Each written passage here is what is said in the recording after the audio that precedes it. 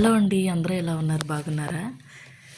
మీ అందరికీ కూడా నూతన సంవత్సర శుభాకాంక్షలు చెప్తున్నానండి. ఇప్పుడైతే నేను మార్నింగ్ నుంచి ఈవినింగ్ వరకు చేసుకున్న పనులైతే మీతో షేర్ చేసుకుంటానండి. ఇక్కడ వచ్చి ఎర్లీ మార్నింగ్ కదండి, పిల్లలకి క్యారియర్ అవసరం. చూసారా నా వంటగది అది ఎంత దారుణంగా ఉందో. ఓ పక్కన వంట చేస్తూనే మీకు ఈ వీడియో అయితే షూట్ చేస్తున్నానండి నేను. ఇక్కడైతే గోధుమ ఉప్మా ఉందండి నా దగ్గర, అందుకని చెప్పి పిల్లలకైతే గోధుమ ఉప్మా రెడీ చేస్తున్నాను. లేచిడాడు కొన్ని పనులు అవుతాయి, కొన్ని పనులు అవ్వవు కదండి. మనం క్లీనింగ్ అన్నీ చేసుకోవాలంటే కొంచెం కష్టమే. అది కూడా ఏంటంటే వంటది పూర్తి అయిపోయిన తర్వాతే మనం చేసుకోగలం కదండి. అందుకని చెప్పేసి ఇక్కడ నేను అల్లం ముక్కలు, ఉల్లిపాయ ముక్కలు, పచ్చిమిర్చి ముక్కలు, అలాగే క్యారెట్ ముక్కలు వేసానండి. వేసి ఆవాలు, పప్పు దినుసులు వేసి ఫుల్గా వేగించాను. ఆ తర్వాత గోధుమ కూడా వేసుకుని ఒక 5 నిమిషాలు మనం దోరగా వేయించుకోవాలండి. వేయించుకొని ఇందులో మనం ఇప్పుడు కప్పు తీసుకున్నాను కదా రవ్వ, 2 కప్పులన్నర వాటర్ పోసుకుంటే సరిపోతుందండి. అప్పుడు ఇది బాగా ఉడుకుతుంది. ఇది ఒకసారి కలిపేసుకోవాలండి. ఇందులో ఉప్పు కూడా వేసుకోవాలన్నమాట. అలా సిమ్లోనే ఉడకాలి, హైలో అయితే బాగోదు. సిమ్లో ఉడికితేనే చక్కగా తొందరగా ఉడుకుతుంది, బాగుంటుంది కూడా ఉప్మా అనేది. ఇదైతే నేను ఇలా రెడీ చేశానండి. చూస్తున్నారు కదా, ఇదైతే ఉడుకుతుంది. నెమ్మదిగా అయితే సిమ్లో పెట్టానమాట. అలా స్లోగా అయితే రెడీ అవుతుందన్నమాట.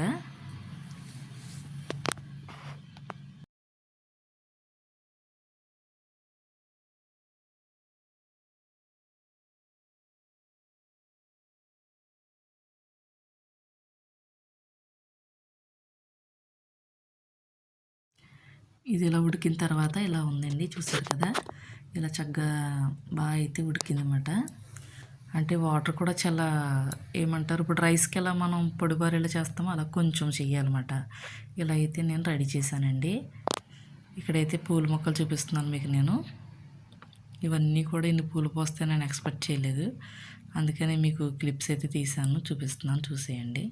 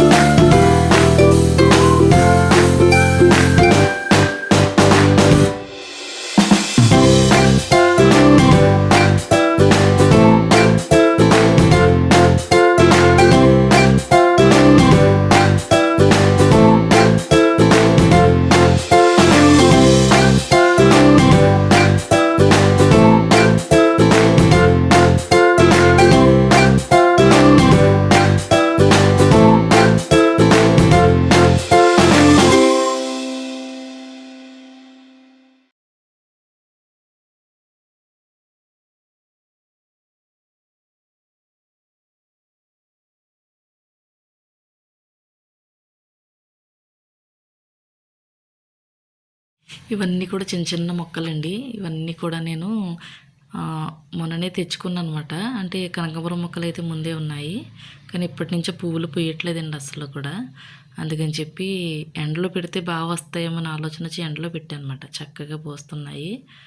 ఆ తర్వాత వచ్చేసి నా దగ్గర ఉన్న చిన్న చిన్న గులాబీ మొక్కలన్నీ చూపించాను కదండి, అవన్నీ అలా ఉన్నాయన్నమాట. తర్వాత మొన్న తెచ్చుకున్నాను కదా మసాలా సరుకులన్నీ కూడా నేను సర్దేసుకున్నాను.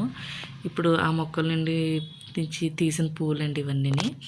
ఇక్కడైతే నా దగ్గర ఆల్రెడీ కాడమల్లి పువ్వులు అంటారు కదా ఉన్నాయండి. మరి నేను మార్కెట్కి వెళ్ళినప్పుడైతే తీసుకున్నాను. ఇది కూడా చూసారా, నేను కట్టే మాల మగ్గు ఉంటుంది కదా గాజుది, దాని హ్యాండిల్ని పెట్టేసి థ్రెడ్ అలా కడుతుంది అనమాట. ఇలా సరదాగా ఎవరికైనా యూజ్ అవుతుందేమో అని చెప్పి చూపించానండి నేను. పువ్వులు అయితే అలా మధ్య మధ్యలో పూలు పూస్తూ ఉన్నాయనుకోండి, వాటిని వేసుకుని ఇలాగ కట్టుకోవడం ఇష్టం. సన్నజాజుల్లోని మల్లెల్లోని కట్టుకుంటానండి, నాకు చాలా ఇష్టం అన్నమాట. అసలు ప్రతిసారి చాలా తక్కువ వచ్చాయన్నమాట. ఇప్పుడు పువ్వులు అయితే చాలా ఎక్కువ వచ్చాయి, చూసారు కదా. ఇలా అయితే దండ అయింది నాకు చాలా హ్యాపీ అనిపించిందండి. మన చెట్లకు పూసిన పూలు అయితే ఇంకా సంతోషం కదండి. మాకు ప్లేస్ అనేది లేక మేము కుండీల్లోనే పెంచుతున్నామండి మొక్కలను. అయితే చుట్టూ అంతా గచ్చు చేయించడం వల్ల మాకు అవ్వలేదు అన్నమాట.